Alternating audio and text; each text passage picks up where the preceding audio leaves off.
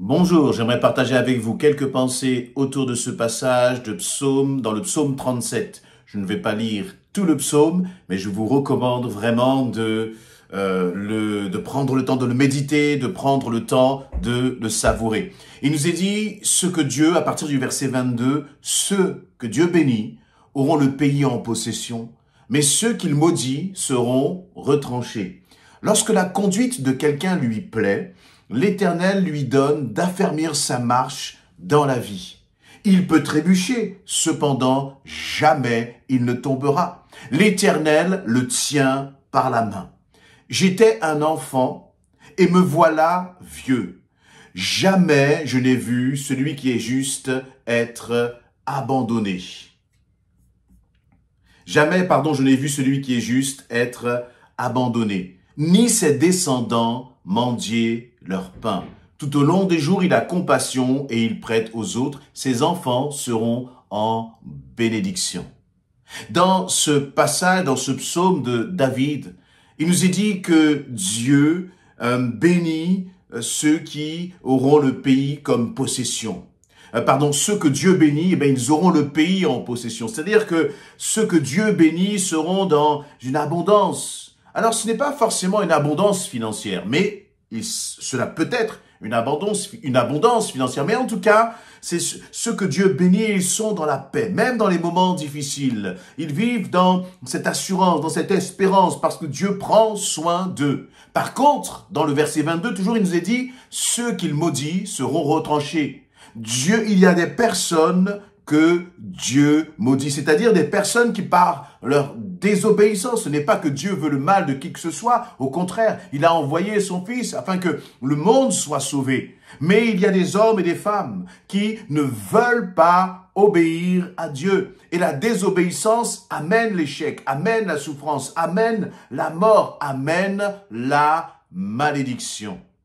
Mais je voudrais nous concentrer sur ceux qui obéissent à Dieu, ceux qui aiment Dieu, ceux qui marchent selon sa volonté. Verset 23, justement, David continue dans cette direction-là. Il dit, lorsque la conduite de quelqu'un lui plaît, l'Éternel lui donne d'affermir sa marche dans la vie. Récemment, j'ai partagé sur cette notion de la fondation, en ayant à dire que nous soyons des hommes et des femmes avec des fondations solides. Et la Bible nous dit, lorsque ta conduite plaît à Dieu, l'Éternel te donne d'affermir ta marche dans la vie, une marche ferme, c'est-à-dire une marche où on ne flanche pas, une marche où on ne vacille pas, mais une marche où on va dans une direction bien déterminée, on marche avec assurance. Ce n'est pas que sur la marche, il n'y a pas des obstacles, des souffrances et des épreuves, mais Dieu dit, si tu marches en regardant à moi, si tu marches en cherchant ma volonté, si tu marches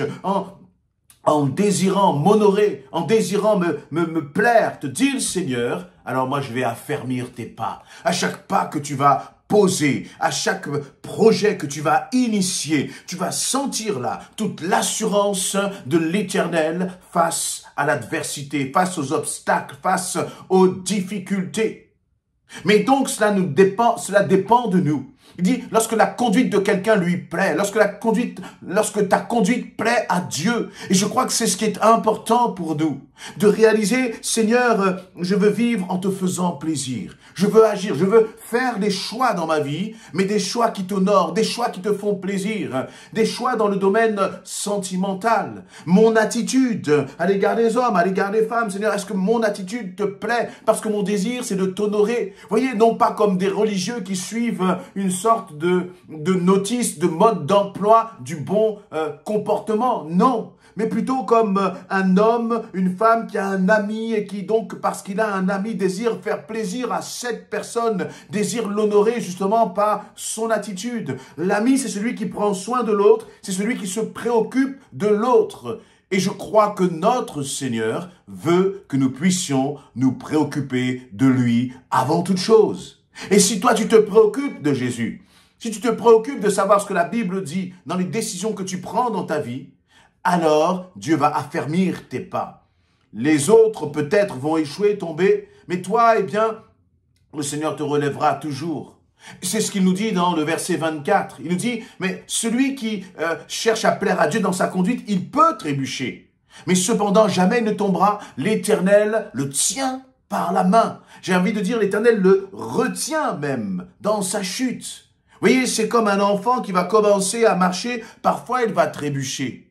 Mais au moment où il va trébucher, le papa, la maman qui est à ses côtés va le rattraper.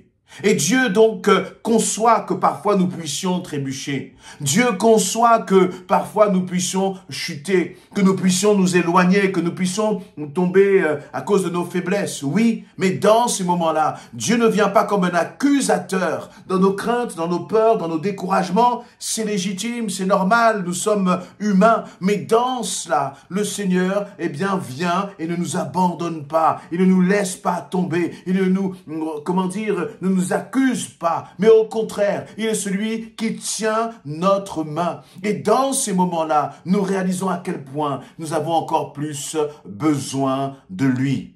Et David va continuer avec ce verset 25 en disant « J'étais un enfant et me voilà vieux. Jamais je n'ai vu celui qui est juste être abandonné, ni ses descendants mendier leur pain. » Et voyez, l'âge avance pour David.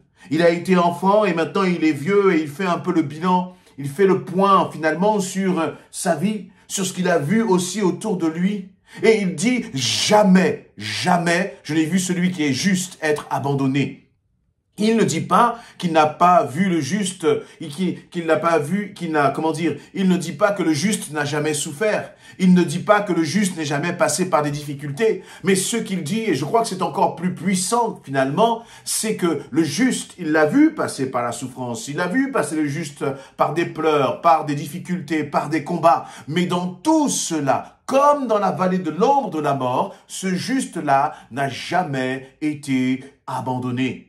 Mon ami, que ta souffrance, que tes difficultés, que même tes imperfections, tes faiblesses, que tout cela ne soit pas un argument, ne soit pas un alibi pour remettre en question l'amour de Dieu pour toi. Que toutes tes difficultés ne te fassent jamais douter de l'amour de Jésus-Christ pour ta vie. Que toutes tes difficultés ne soient pas une occasion pour toi de t'éloigner du Seigneur, mais au contraire, c'est dans les difficultés que tu vas voir la gloire de Dieu se manifester. Et David en est le témoin. Il va dire, mais je n'ai jamais vu le juste être abandonné. J'étais enfant et me voilà vieux. Tout au long de ma vie, je n'ai jamais vu Dieu abandonner ses enfants. Je n'ai jamais vu Dieu abandonner le juste. Et donc, pour nous, ce qui est important, ce n'est pas tant de nous demander, est-ce que le Seigneur va nous abandonner? Non, là nous avons une garantie, jamais il ne te délaissera, jamais le Seigneur ne t'oubliera. Chacune de tes prières, il l'a entendu, chaque murmure de ton cœur, chaque larme que tu as laissé couler ou même qui était à l'intérieur, Dieu l'a vu, Dieu l'a senti, le Saint-Esprit en est pleinement conscient et il te tend la main. Voyez, les hommes autour de nous, les personnes autour de nous peuvent être conscients de nos souffrances, de nos douleurs, mais ils ne peuvent rien faire parfois, ils ne peuvent pas intervenir. Et Dieu dit, moi je ne t'abandonne pas en tout cas, je suis avec toi, je suis avec toi. Et donc la question est donc pour nous, l'enjeu pour toi et moi, ce n'est pas est-ce que Dieu fera, est-ce que Dieu est avec moi, est-ce que Dieu m'accompagne. Non, l'enjeu pour toi, c'est de demeurer juste. Et c'est quoi le juste? Eh bien, c'est exactement celui qui cherche à plaire à Dieu avant toute chose. Celui qui est attaché au Seigneur, parce que si je cherche à plaire à Dieu, comme nous est dit dans le verset 23, eh bien, je vais faire ce que Dieu veut. Je vais lui obéir, je vais marcher selon sa volonté, non pas encore une fois par contrainte, mais simplement par amour, parce que j'aime Jésus, et comme j'aime Jésus, je veux marcher selon sa volonté, et non plus selon ma propre volonté. Et je sais que lorsque je regarde à lui, lui me rappelle ce qu'il a fait pour moi, lui me rappelle qu'il a donné sa vie pour moi, lui me rappelle qu'il a payé pour toutes mes fautes, pour toutes mes erreurs, pour toutes mes faiblesses. Et que c'est à travers lui que je suis juste. Je suis juste.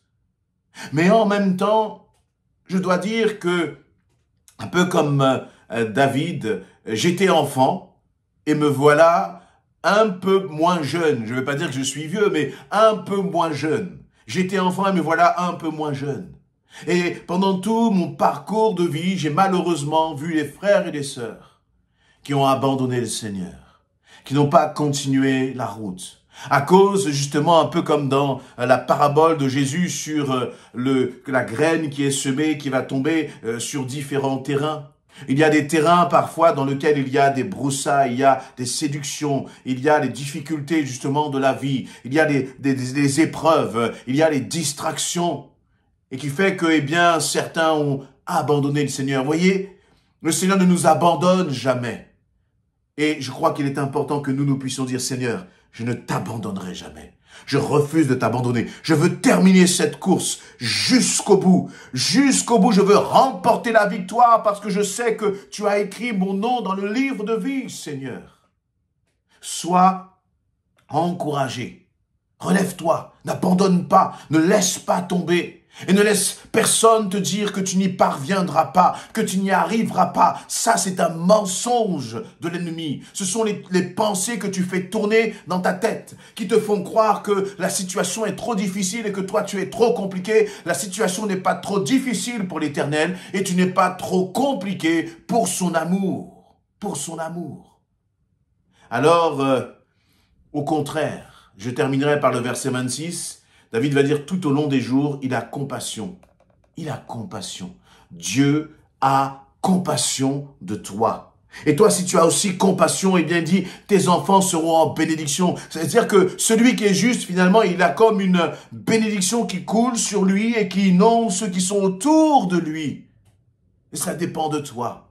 Nous avons comme responsabilité de nous attacher au Seigneur, quoi qu'il en coûte. Quoi qu'il en coûte, et de ne laisser aucune situation, aucune circonstance dévier notre route. Mais au contraire, soyons déterminés. Croyons que l'Éternel est avec nous. Croyons que l'Éternel nous soutient, quelles que soient les circonstances, quel que soit ce que tu entends, ce que tu vois, quelle que soit la hauteur de la montagne, quelle que soit la puissance de la tempête qui est en train de souffler contre toi, contre ta vie, contre ta famille. Crois que l'Éternel va affermir tes pas. Crois que l'Éternel te recueillera. Crois que l'Éternel ne permettra pas que tu tombes. Oui, tu vas peut-être trébucher, tu vas peut-être perdre ton équilibre, mais il sera toujours là pour te soutenir. Crois-le et déclare-le dans ta famille, dans ta situation, sur ton avenir, dans le nom de Jésus-Christ.